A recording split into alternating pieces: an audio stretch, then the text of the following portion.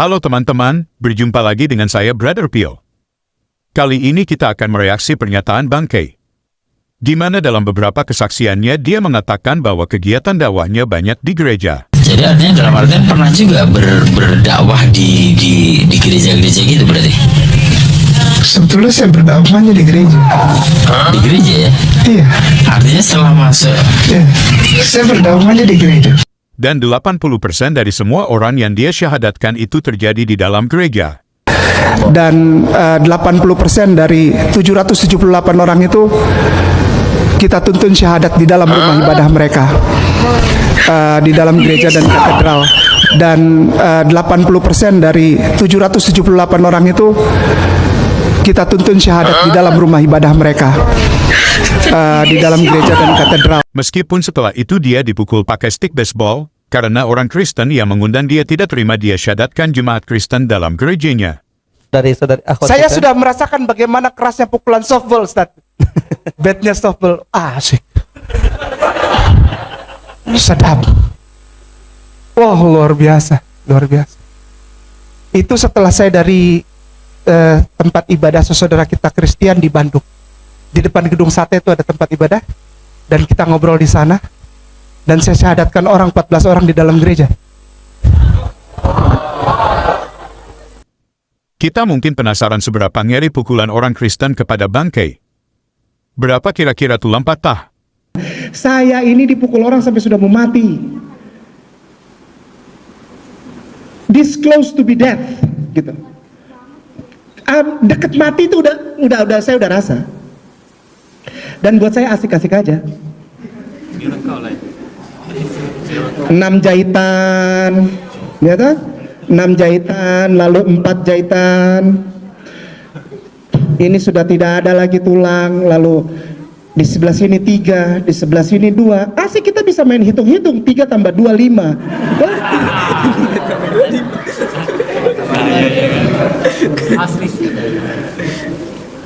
Untuk apa? Untuk apa? Supaya kita tahu bahwa pukulan softball itu keras. Jangan kau main-main dengan pukulan softball lalu kau pukul temanmu dengan pukulan softball. Bat softball itu keras. Dia bisa hancurkan ini si hitam ini dari atas sampai bawah, karena tulang langit-langit pun itu harus operasi karena dia pukul pakai pukulan softball itu, dan dokter tidak bisa jahit selain harus operasi karena ini tulang rawan. Begini saudaraku, Islam itu mahal. Teman-teman lihat, bahkan sampai langit-langit mulut hancur, tanpa menghancurkan gigi dan rahang. Kira-kira stick baseball yang model apa itu, sehingga menghancurkan langit-langit mulut, tanpa menghancurkan gigi dan hidung? Mungkin kita semua penasaran gereja mana saja yang dimasuki Bangkei untuk berdakwah dan memualafkan jemaat gereja tersebut. Berikut ini daftar gerejanya. Insya Allah nanti saya berangkat tanggal 28. Setiap tahun insya Allah saya berangkat ke sana. Kita keliling mulai dari Melaboh, Tanjung Uban, Tanjung Pinang, Pekanbaru, Bengkulu, Jambi, Pelaju, Lampung kita lewat dulu, Magelang, Salatiga. Pokoknya di mana-mana tempat yang kekristenannya hebat itu. Saya senang kalau diundang ke sana. Saya lebih senang untuk berbicara di depan jemaat gereja. Kenapa? Karena paling tidak saya punya harapan, ya Allah, ada 1 atau 2 orang di dalam gereja ini yang Engkau mau syahadatkan. Pekanbaru di dalam gereja, Pelaju di dalam gereja, Bandung Maranatha depan gedung sate di dalam gereja, Bogor kemarin di dalam gereja, Salatiga depan Satya Wacana gereja itu, Magelang gereja itu, Sleman Piungan di dalam gereja itu, Yogyakarta di dalam gereja itu, Tomohon di dalam gereja itu.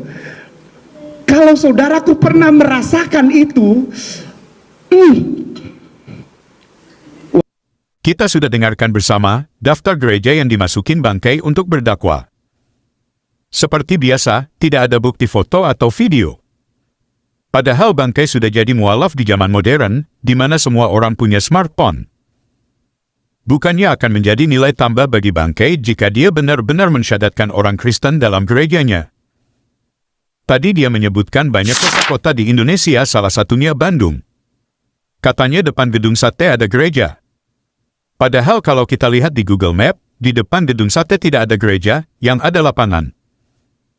Kalau satu ini saja sudah salah, gimana dengan yang lain? Pantas saja Bangkai tidak berani sebutkan nama gerejanya. Karena semuanya itu hanya dalam imajinasinya. Sama seperti cerita dia pernah sekolah tanpa bukti. Oke teman-teman, demikian reaksi kita terhadap dongeng Bangkai. Terima kasih untuk dukungan teman-teman. Tuhan Yesus memberkati. Sekali lagi nama saya Kainama, saya biasa dipanggil Kay. Sekali lagi nama saya Kainama, saya adalah mantan pendeta. Saya lulusan sekolah tinggi teologi Jakarta. Saya juga pernah sekolah master di Belanda. Saya lanjutkan sekolah doktor di HIV. Tapi itu semua bohong. Ini valid, ini valid, ini valid. Saya bertanggung jawab untuk itu. Saya tersertifikasi dan saya terakreditasi. Beliau adalah Ustadz Ahmad Kainama. Dia adalah seorang pendeta. Sebelumnya, beliau adalah seorang pendeta yang berpendidikan tinggi, yang bersekolah di S1 di Sekolah Tinggi Teologi Jakarta. Kemudian beliau melanjutkan S2-nya di Leiden University, Belanda. Kemudian tak sampai di situ, beliau terus meneruskan pendidikannya di S3 di Tanakh Biblical Studies, Haifa, Israel, dengan mengambil bidang minat Holy Scriptical Biblical. Dan itu valid. Dan itu valid, silahkan dicek. Ini valid. Dan saya bertanggung jawab untuk hal itu. Sekali lagi nama saya Kainama, saya biasa berdakwah di gereja. Saya banyak mualafkan orang Kristen dalam gerejanya. Karena itu saya dipukuli sampai tulang-tulang patah. Tapi itu semua bohong. Ini valid, ini valid, ini valid. Saya bertanggung jawab untuk itu. Saya tersertifikasi dan saya terakreditasi. Disclose to be death, gitu. Deket mati itu udah saya udah rasa. Dan buat saya asik-asik aja. Tapi saya mengabarkan kemana-mana, dipukul, diapain, paling tidak Allah kasih tahu cintanya kepada saya ketika saya pegang tangan orang di dalam gerejanya dan saya syahadatkan dia di dalam gerejanya. Alhamdulillah, Allah masih percaya sama orang hitam ini. Allah masih sayang sama orang hitam ini, sehingga si hitam ini masih bisa berkeliling dan mengabarkan kasih sayang Allah, lalu menuntun mereka untuk mengucapkan dua kalimat yang suci itu, dua kalimat cinta kepada Allah, dua kalimat syahadat di dalam rumah ibadah mereka. Ini valid, ini valid, ini valid. Saya bertanggung jawab untuk itu. Saya tersertifikasi dan saya terakreditasi. Hei Bangkai, sampaikan kapan begini, bertobatlah sebelum ajal menjemput.